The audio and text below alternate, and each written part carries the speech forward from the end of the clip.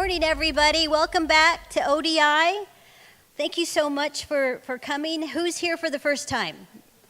Wow, awesome. And repeat customers? Awesome sauce. You guys, thank you so very much. If you don't come, we don't have a show. And I've been saying it all year, you are not the average student. And this is proof. Because it's a Friday, you might have gone out last night, but you got dressed up and you came early and you're here. And you want to find out how to navigate from the classroom into the workplace. And that's what we're all about. And that's what we're going to help you, give you some insight into. So thank you so much for being here. Now, if I could have my executive team join me, because I don't do this by myself.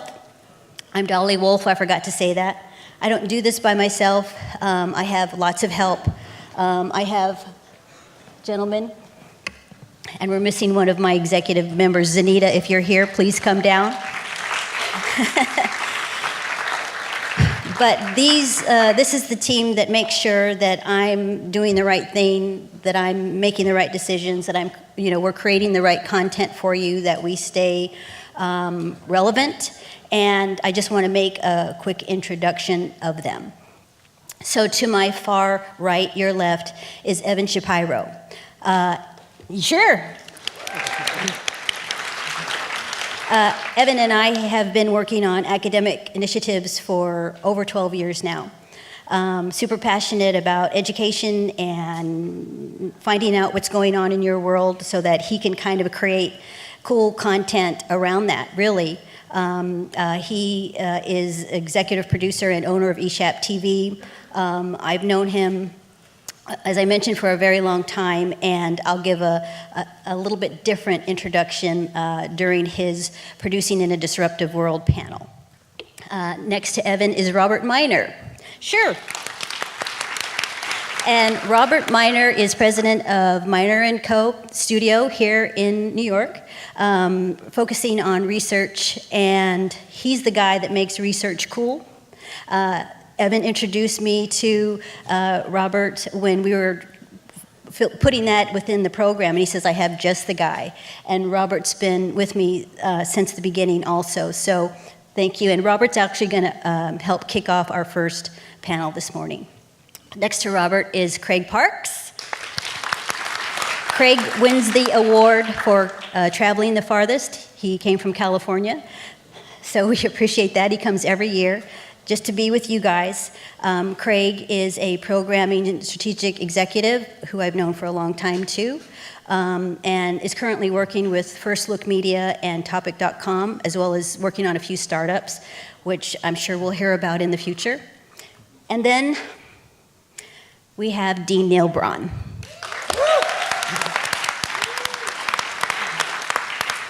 And the reason that we're here is because when I first launched ODI in 2013, a couple of students from PACE attended, and it connected with them, so they went to Dean Braun and said, we just went to this really cool conference and we think you should know about it.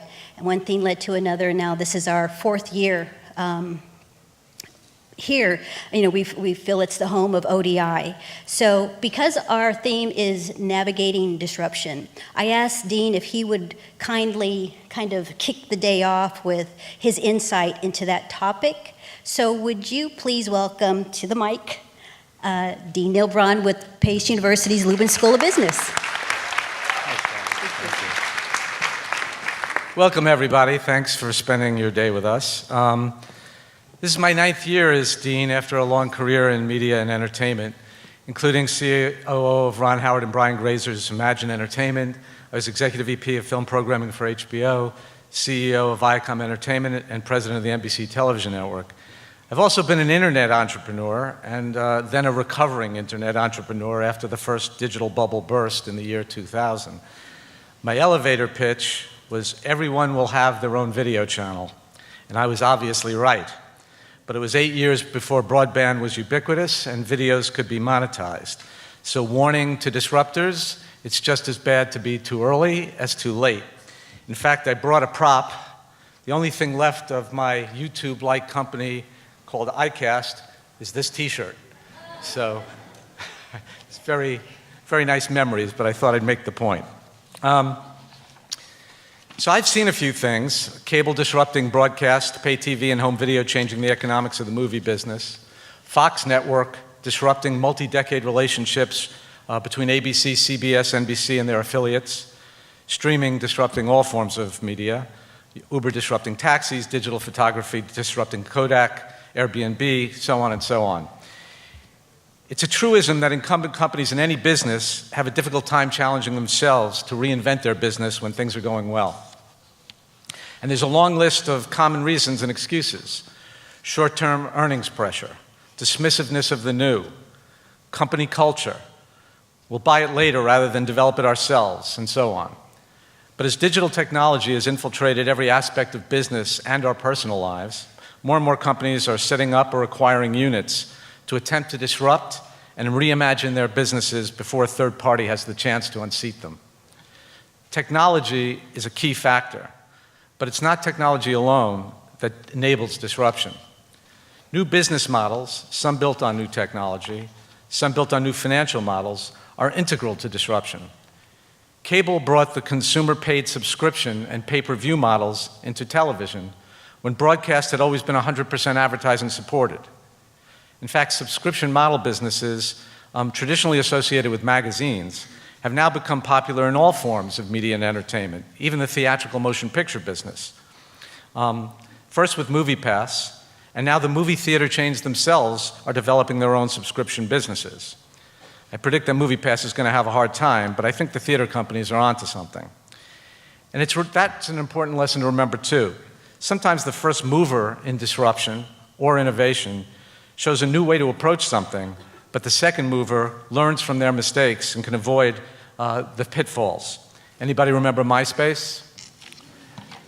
The broadcast TV business model was based on selling advertising, and the value proposition was broad reach and high frequency. Technology has transformed most new media businesses into narrowly defined content for targeted audiences. That's why the subscription model has become so popular. Smaller audiences for any given product, but they're the audience who values the content sufficiently to pay for it. And the ability to match viewership with consumer databases is fundamentally changing how advertising is sold. Programmatic advertising that targets audience based on their consumer behavior is an increasingly large share of how advertising budgets are being allocated.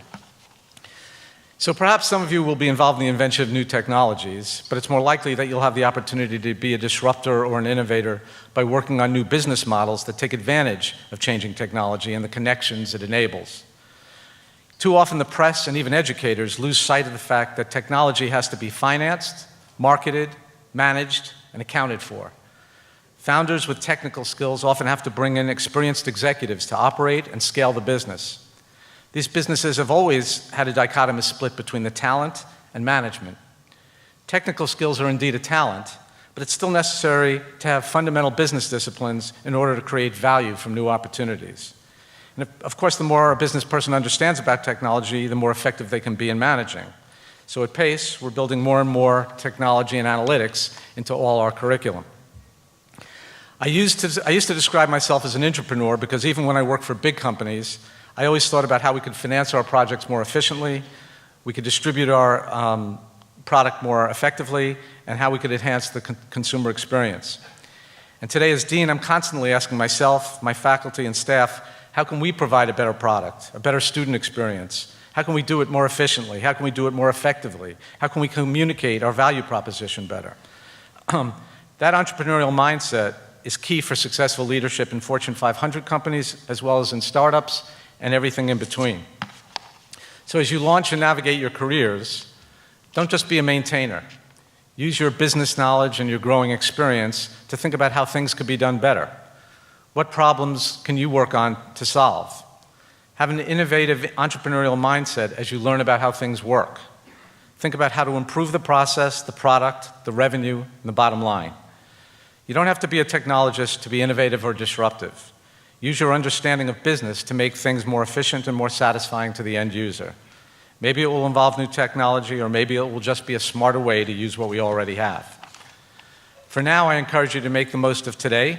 Lean into it, ask questions, share your constructive thoughts. I sincerely thank you all for being here. Thank you to Dolly, who spends all year putting this together for us. And thank you to everybody who's working on making this day successful.